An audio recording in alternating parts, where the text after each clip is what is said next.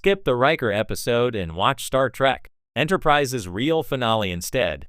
When Star Trek Enterprise ended in 2005, it should have been a victory lap. After 4 seasons of exploring humanity's earliest years among the stars, Captain Jonathan Archer and his crew deserved a send-off that celebrated their journey, their sacrifices, and their role in laying the foundation of the United Federation of Planets.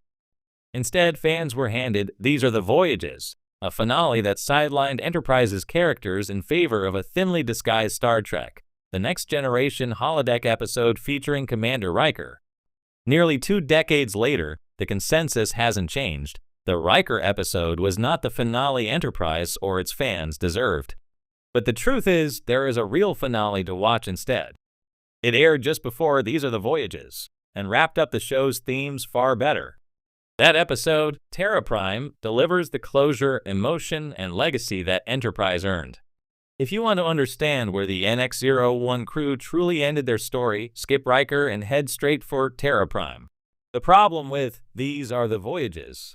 The controversy around Enterprise's finale isn't just nitpicking, it's a fundamental betrayal of the series' identity. The idea behind These Are the Voyages was ambitious on paper, tell Enterprise's ending through the lens of history, with Riker and Troy revisiting the NX-01 via a holodeck program. It was meant as a valentine to the fans, connecting the prequel to the broader Star Trek timeline. But the execution fell flat. Here's why. 1. Enterprise characters became background players. Archer, Topple, Trip, and the rest were overshadowed by Riker's moral dilemma. Rather than seeing Archer wrestle with signing the Federation Charter or Topple reflecting on her journey from outsider to bridge officer, we got Riker making dinner with Troy in a next-gen subplot that had nothing to do with Enterprise's stakes. 2. Trip's death felt pointless. Trip Tucker's sudden, poorly plotted death is still one of the most frustrating moments in Trek history. Not only was it unnecessary, but it stripped the finale of hope. Fans had invested in Trip's complex arc, his grief over Elizabeth, his bond with Archer, his love for Topple, only for his ending to feel rushed and meaningless. 3. The time skip cheapened the crew's journey. The story jumps ahead 6 years, robbing viewers of seeing how the NX-01 crew evolved during one of the most important transitional eras in Federation history. Instead of showing us the messy, inspiring work of Unity, it was condensed into a throwaway setting for Riker's holodeck fantasy. In short, These Are the Voyages didn't feel like Enterprise. It felt like a crossover gimmick that dismissed 4 years of storytelling in favor of nostalgia for another series. That's why, for so many fans, Terra Prime has become the de facto series finale. Why Terra Prime is Enterprise's real ending. Airing as part 2 of a story arc at the end of Season 4, Terra Prime was never originally intended to be Enterprise's finale. But as fate would have it, the episode encapsulated everything the show stood for: exploration, unity, and the struggle to overcome prejudice. Here's why it works as the true ending. 1. Thematically resonant. At its heart, Enterprise was about humanity's first steps into interstellar diplomacy, and Terra Prime puts that theme front and center.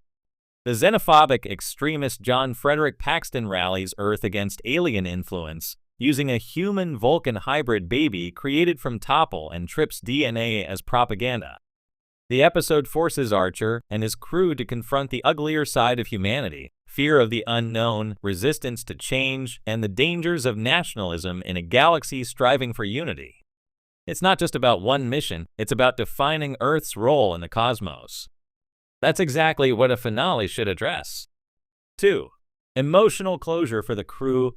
Unlike These Are the Voyages, which sidelines most of the characters, Terra Prime gives them meaningful arcs.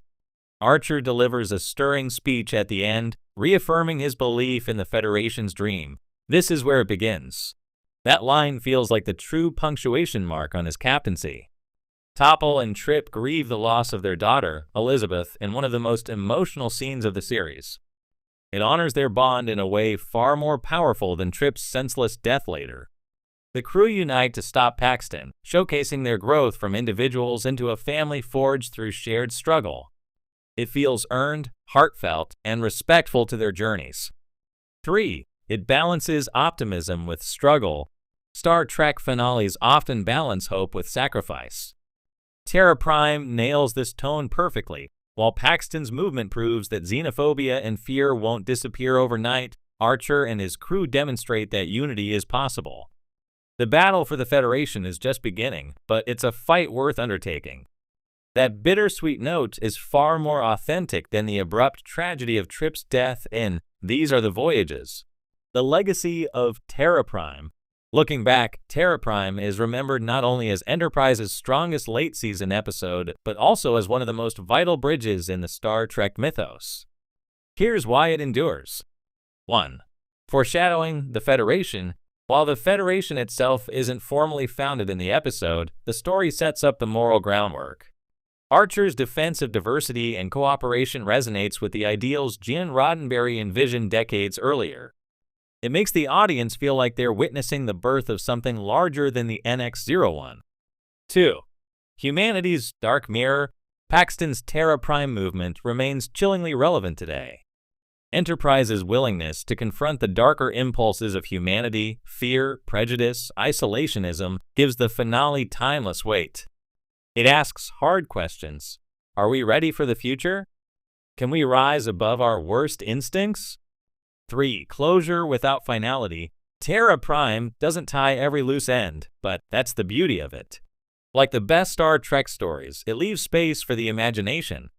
We don't need to see every detail of how the Federation formed, the seeds are planted, and the future feels hopeful. Why fans choose to end with Terra Prime? Over the years, many fans have simply redefined their watch order.